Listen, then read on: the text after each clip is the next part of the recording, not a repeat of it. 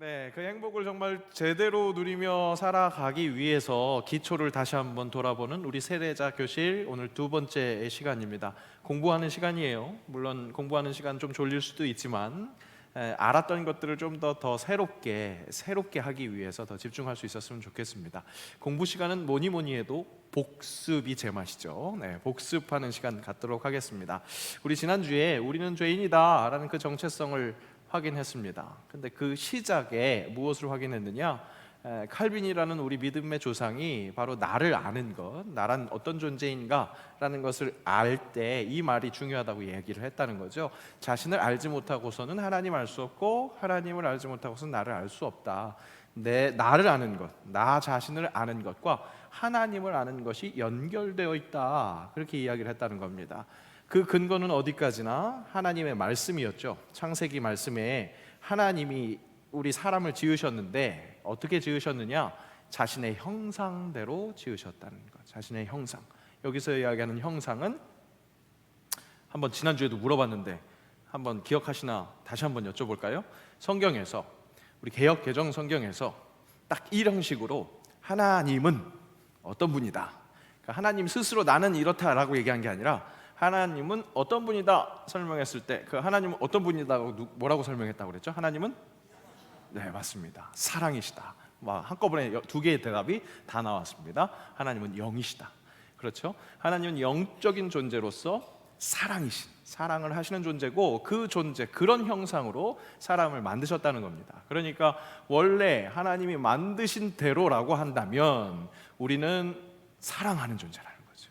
나보다 타인을 더 위해 줄 수 있는 진짜 고귀한 존재, 그런 존재라는 겁니다. 문제는 그런 고귀한 존재에 죄가 들어왔다는 거죠. 그래서 우리는 죄인이다. 성경은 그렇게 우리에게 가르쳐주고 계신다는 겁니다. 그리고 그 죄에 대한 설명 창세기 3장에서 나타나고 있다. 그런데 많은 이 복음을 처음 접한 사람들이 이렇게 거부감을 갖고 있는 것, 나보고 죄인이라는 겁니다. 교회에 왔더니 죄인이라고 정죄를 하는 거예요. 나는 그렇게 크게 잘못한 거 없는 것 같은데, 다른 사람에게 피해 준 거 없는 것 같은데, 법적으로 구속된 적도 없고, 그런데 그렇게 자꾸 불만이 나올 수밖에 없다는 거죠. 그 불만이 나올 수밖에 없는 것, 죄라고 하면 죄이다 아니다 라고 그렇게 판명하는 기준이 있는데, 많은 사람들이 죄라고 하면 먼저 그 법적인 기준부터 생각한다는 거죠. 그래서 법적인 기준으로 나는 죄인이 아닌데 왜 죄인이라고 그러는 거야? 그런 것에서 이렇게 반감이 든다고 말씀을 드렸습니다.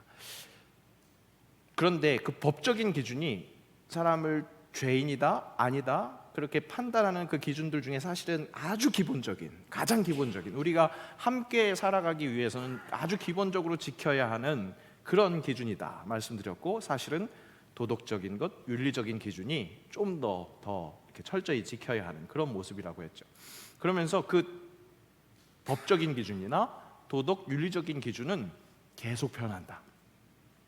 같은 세대, 같은 시절을 살고 있어도 싱가포르에 경범죄를 처벌하는 그 기준이 다른 것처럼 우리 지금 2025년을 함께 살아가고 있는데 싱가포르에 가서는 껌만 씹어도 벌금을 내야 하고 공중 화장실에서 변기에 물 안 내려도 벌금을 내야 하는 그렇게 다른 기준이 있다는 것, 그죠? 그리고 우리 같은 나라라 할지라도 이 장발 단속이 몇 년대였죠? 60년대였나요? 우리 어르신들 기억 어떻게 70년대였어요? 예. 미니스커트, 장발 이 단속한 것, 예.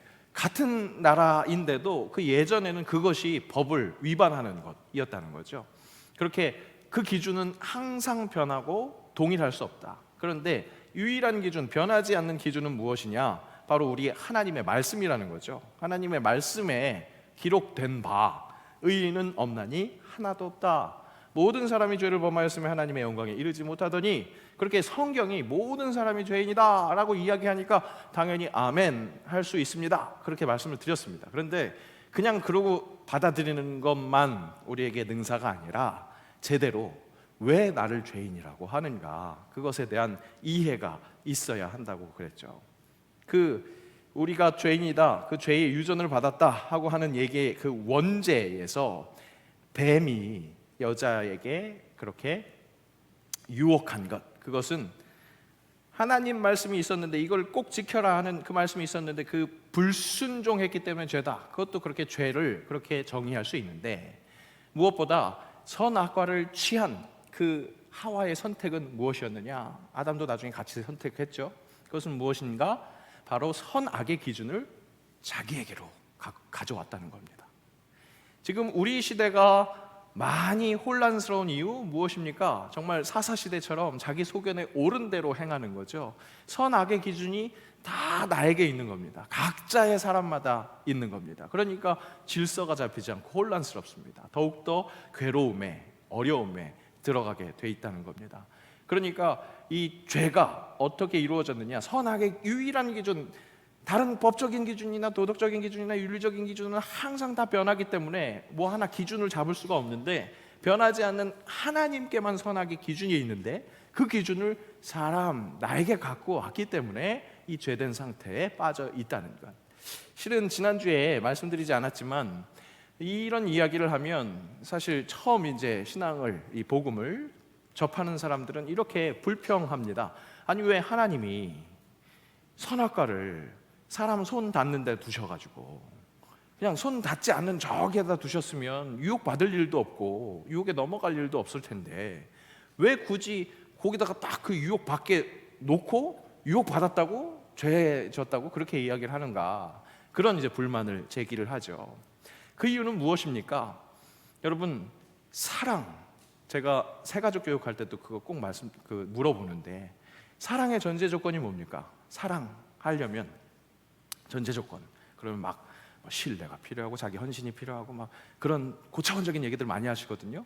근데 사랑의 전제 조건은 나와 상대방이에요. 그죠? 우리 안에 관계가 있을 때 그렇게 사랑을 할 수 있죠. 근데 그 관계에서 무엇이 왔다 갔다 하는 거냐면, 오늘 주일 말씀에는 신뢰 얘기를 했는데, 실은 그 관계 안에서 그 사랑이 있을 때 무엇이 있는 거냐면 서로를 선택하는 거예요.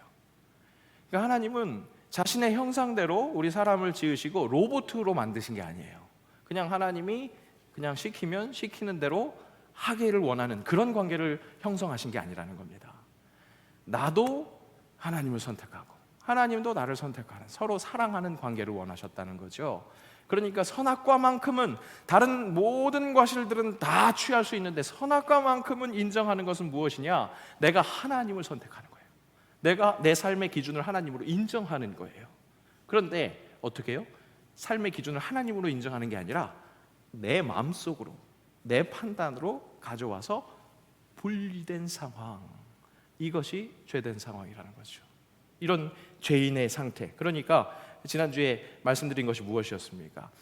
죄인이란, 성경이 이야기하는 죄인이란 원래 그 고귀한 상태, 하나님의 형상대로 지음받은 그 존재가 비껴나가서, 지금 원래 딱 화살이 관역에 딱 맞아야 되는데 빗나간 화살, 신약 성경이 쓰여진 헬라어 말로 하마르티아, 이렇게 빗나간 화살이라는 그 단어가, 그 의미의 단어가 죄라는 단어라는 겁니다. 그렇게 빗나간 상태, 이것이 다시 회복되어야 하는데 이 회복시킬 수 있는 능력이 우리 안에는 없다는 겁니다. 오늘 다시 한번 그게 왜 불가능한지 한번 그림 같은 것들을 통해서 이해해 보도록 하겠습니다. 이 우리 안에 없는 능력, 우리 밖에서 들어와서 우리를 건져줘야 하는 능력, 그 메시아가, 구원자가 필요하다는 거죠. 그래서 그 그리스도가 필요하다는 것, 우리가 지난주에 그렇게 확인을 했고, 그 그리스도가 우리를 위해서 어떻게 구원사역, 구속사역을 하셨는지 오늘은 그것을 확인하는 그런 공부의 시간이라고 할 수 있겠습니다. 죄된 상태에 그것을 아주 하나로, 한 그림으로 정확하게 표현한 것이 바로 이 그림이라고 할 수 있겠습니다. 아마 제 기억에는 주일 예배 때도 한번 보여드린 적이 있었는데요. 그러니까 사람과, 그래도 안 되네. 이렇게 사람과 하나님 사이에 이 분리가 이루어져, 이렇게 떨어져 있습니다. 그리고 자세히 보시면 그 절벽에서 지금 아슬아슬하게 떨어지면 죽을 것 같은 그런 아슬아슬한 상태, 사람이 그런 상태인 거죠. 이 상태, 결국 이 영문을 직역하면 조금 애매하게 혹시 PPT를 그렇죠 내주시면 신 죄는 separate 분리한다. man 사람을 어디로부터 from God 하나님으로부터 분리시킨다. 죄라는 건 그렇게 분리시키는 상태라는 겁니다. 죄가 이렇게 하나님과 분리시킨다. 우리는 완전하신 생명 되신 하나님께 붙어 있어야, 선악의 기준 되신 그 주님께 붙어 있어야 영원히 살 수 있는데 분리되어 있으니까 어떻게 해요? 떨어질 것 같아요. 조마조마해요. 떨어지면 어떻게 돼요? 떨어지면 죽음이에요. 사망이에요. 영원한 생명, 사망, 영원한 죽음, 거기에 도달하게 된다는 거죠. 근데 이렇게 분리되어 있으니까 죽는 것뿐만 아니라 살아 있을 때에도 드러나는 현상, 그것이 어떤 것이냐? 분리되어 있으니까 불통, 소통이 되지 않는다는 겁니다. 제가 이 얘기할 때 자주 얘기를 하는데, 오늘 제가 주일 예배 때도 그 청년이 결혼한다고 찾아왔다고 그랬잖아요. 그 청년과 함께 그 청년 시절을 함께 청년부 시절을 보낼 때 그 홍콩에 있었던 친구였거든요. 그러니까 이 유학생들이다 보니까 장거리 연애를 하는 친구들이 많아요. 그럼 이게 롱디라고 하거든요. 롱 디스턴스 이게 연애라고 그래서 그러면 하지 말라고 그래요. 너무 힘드니까. 왜 하지 말라고 그러냐? 거리가 있으니까, 멀어지니까, 눈에서 멀어지니까 마음도 멀어진다는 거예요. 그 마음이 멀어지는 이유 중에 하나가 뭐냐? 바로 불통이라는 거죠. 소통이 되지 않는다는 거예요. 하나님과 분리되어 있으니까 소통이 되지 않습니다. 죄된 그 죄가 딱 벌어졌을 때 일어난 것이 바로 불통이었어요. 어떤 불통이었느냐? 하나님이 아담 찾으시죠. 아담아, 내가 어디 있느냐? 그렇게 물어보십니다. 그럼 어떻게 대답해야 돼요? 강장로님 어디 계세요 지금? 네? 이 자리에 있습니다. 맞습니다. 예배당에 있습니다. 저 예배 드리는데 지금 여기 있어요. 이렇게 대답하는 게 맞죠. 근데 아담이 뭐라고 대답할게요? 아까 보여드렸잖아요. 벗었으므로 두려워하여 숨었습니다. 그렇게 대답했습니다. 근데 여기 숨어다, 오타 난 거 보이시죠? 오타가 났어요. 고치려고 그러다가 일부러 안 고쳤어요. 왜? 말을 못 알아듣게 하는 거예요. 그죠? 근데 지금 아담이 일단 하나님의 말을 못 알아들었죠. 내가 어디 있느냐? 그렇게 물어보신 건 정말 그 말 그대로 물어본 거를 제대로 대답하려면 내가 지금 이 나무 뒤에 이렇게 있습니다. 이렇게 대답해야 될 텐데, 근데 그 상황상, 문맥상 왜 물어보신 거예요? 회개할 기회를 주신 거죠. 하나님, 내가 불순종했습니다. 내가 죄를 지었습니다. 하나님 앞에 나옵니다. 내 죄를 용서해 주세요. 그 기회를 제공했음에도 그걸 못 알아들으니까 뭐라 그래요? 두려워서 벗어서 이제 내가 옷을 벗은 아무것도 안 입은 걸 이제 깨달았어요. 내가 이걸 벗었기 때문에 두려워서 숨었습니다. 그것도 숨어다, 뭐 이렇게 못 알아듣게. 불통의 현상이 일어나는 거죠. 이것은 원죄의 사건에서만 나타나지 않아요. 이 아담과 이브가 결국에는 이제 에덴 동산에서 쫓겨나서 해산의 고통을 경험해야만 아이를 낳죠. 그래서 낳은 아들들 누구입니까? 설마 몰라서 지금 대답 못 하시는 건 아니죠? 네. 가인과 아벨을, 그죠? 가인과 아벨을 낳았잖아요. 근데 죄가 유전되니까 그 안에서 어떤 일이 벌어졌습니까? 형인 가인이 아벨을 시기하죠. 하나님이 아벨과 아벨의 예배만 받으셨다. 그런 말씀을 그런 얘기를 들으니까 시기 질투가 나서 살인이 일어납니다. 그때도 하나님이 물어보세요. 뭐라고 물어보셨게요? 내 동생 아벨이 어디 있느냐? 또 동생이 어디 있냐고 물어봐요. 그런데 그때 가인이 뭐라고 대답할게요? 내가 동생을 지키는 자니까. 그렇게 대답하는 거예요. 뭐예요? 또 불통이 일어나죠. 또 하나님이 다 알고 계시는 하나님이 진짜 아벨이 어디 있는지 궁금해서 물어보셨을까요? 아니죠. 가인에게 또 회개의 기회를 주셨던 거예요. 그런데 그 하나님의 뜻이 전달이 안 되는 겁니다. 불통. 왜? 하나님과 분리됐으니까. 소통이 되지 않는 겁니다. 그런 불통, 소통이 되지 않으니까 인생이 괴로운 거예요.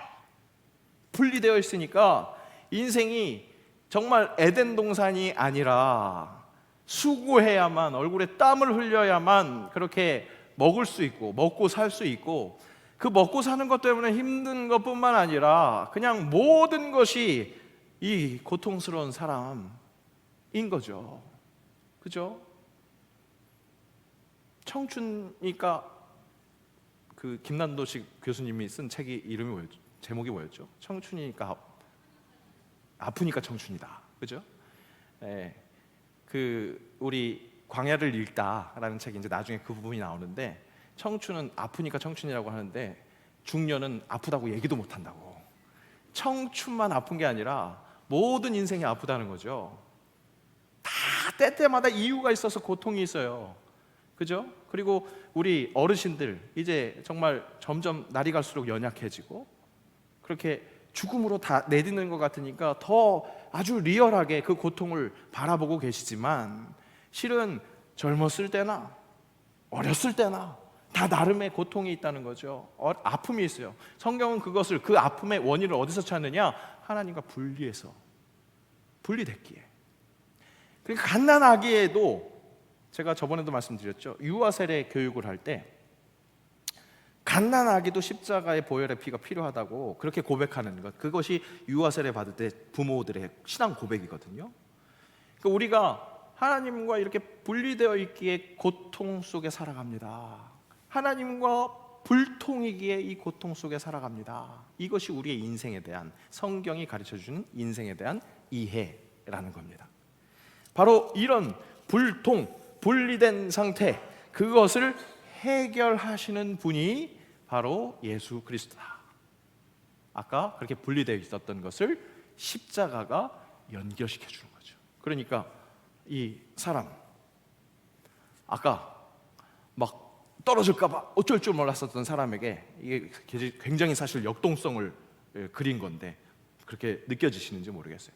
생명력, 다시 하나님께로 그렇게 연결되니까 생명력을 허락받게 되는 겁니다. 그런데 다리가 되어주신 거죠. 절벽에서 다리가 되어주셨는데, 이 다리가 되어주시려면, 이렇게 수평으로 연결시켜 주시려면 아까 사람이 여기에 떨어져서 죽을 수밖에 없는 그 죽음을 대신해야만, 이미 하나님과 한번 떨어졌기에, 거룩하신 생명이신 주님과 떨어졌기에 죽을 수밖에 없는데, 이 죽을 수밖에 없는 사람을 다시 연결시키려면 이 죽음을 대신하는 이 사역이 필요했다는 겁니다. 그래서 예수님은 초림에 죽으러 오셨다, 그렇게 말씀을 하는 거죠. 그런데 그냥 죽으러만 오신 게 아니라 인생의 그 모든 아픔들, 그것들을 함께 공감하시는 그런 삶을 사셨다는 거예요. 하나님과 분리되어 있어서 고통 속에 있는 인생의 모든 아픔들, 그것들을 다 표현하기 위해서 십자가 지시기 전 밤새 신문당하시죠. 그리고 골고다 언덕 십자가 지고 가십니다. 십자가 상에서도, 십자가는 그 당시에 처형이 어떤 처형이었습니까? 막말로 말려 죽이는 거예요. 고통 속에 고통을 경험하고 그때 죽이게 되는 아주 극한 처형이었거든요.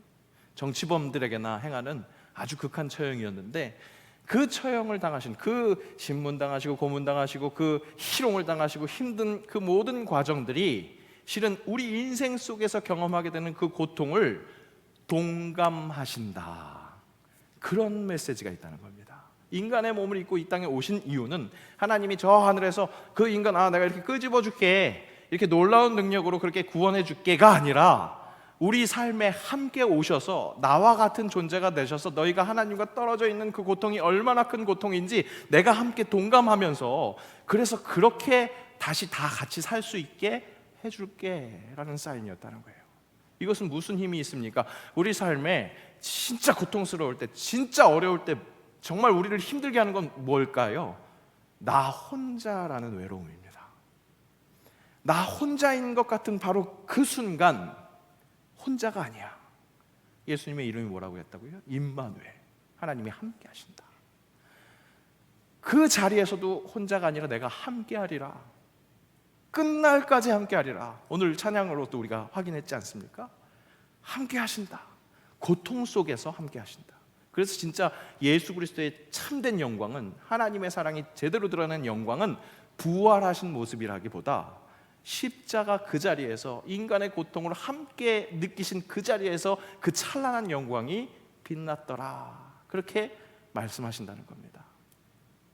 우리는 육체를 입은 사람이다 보니까 육체의 고통을 가장 아주 두려워합니다. 그죠? 그리고 실제 몸이 아프면, 여기 아프면 막 여기 조금만 다쳐도 이 손가락이나 발톱 빠지는 거, 이게 얼마나 고통스러워요.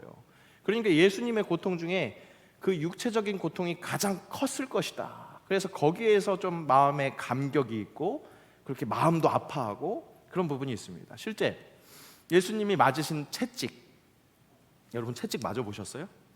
네, 저는 맞아봤나? 네.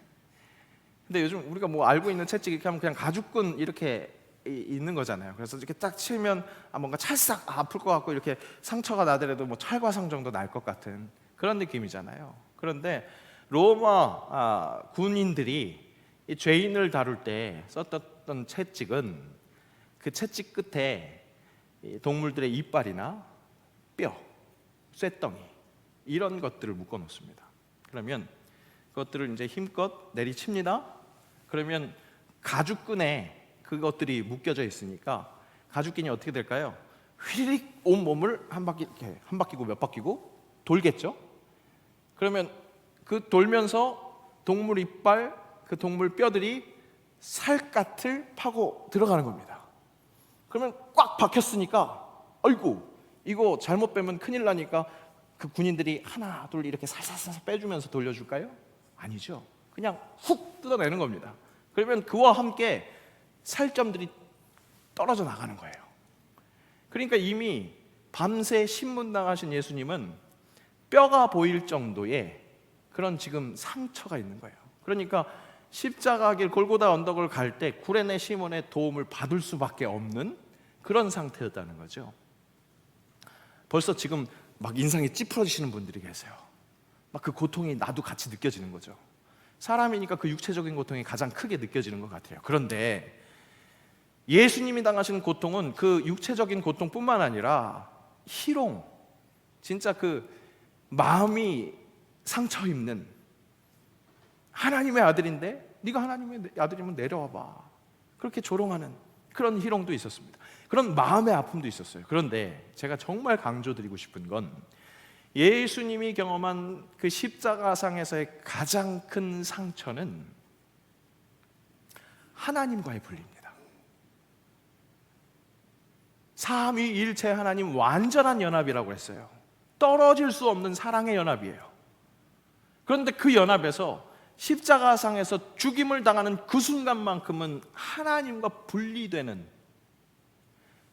사람이 하나님과 분리된 그 상태를 대신하시기 위해서 바로 그 자리에서 하나님과 분리되는 그 고통을 경험하신 거예요. 이것은 다음 주에도 확인하겠지만 성자 예수님의 고통뿐만 아니라 아들을 이 땅에 보내셔서 그 십자가의 고통을 당하게 하신 성부 하나님의 고통도 동반하는 거죠. 뿐만 아니라 삼위일체 하나님, 함께 하시는 하나님, 성령 하나님의 그 처절한 눈물, 그것이 있었던 자리라는 겁니다. 오늘 말씀에 대비하면 그렇게 호세아의 부정한 아내, 또 자녀들의 그 저주받은 이름, 그런 저주받은 상태를 확 반전시키는, 그러나 그 접속사로 다시 생명력이 없는 그 현장에서 생명이 움틀 거야 하는 말씀을 하실 때 하나님은 그 구원의 은혜를 위해서 처절하게 혼자 감당하는 그 고통이 있었다는 거죠. 그것이 바로 십자가 고통이었다는 겁니다. 그 십자가 고통은 우리의 삶에 정말로 드러나는 그 모든 고통들을 함께 동감하기 위한 그런 고통이었다는 것. 그렇게 구약 성경이 예표했었던 그 제물의 죽음, 이제는 매번 제사할 때마다 드릴 것이 아니라 단번에 죽으심으로, 바로 그 순환, 그 죽음을 감당하심으로 우리의 영원한 생명을 그렇게 다시 허락하시는, 오늘 예수님의 구속사역, 거기에 포인트 뭐가 있을까요?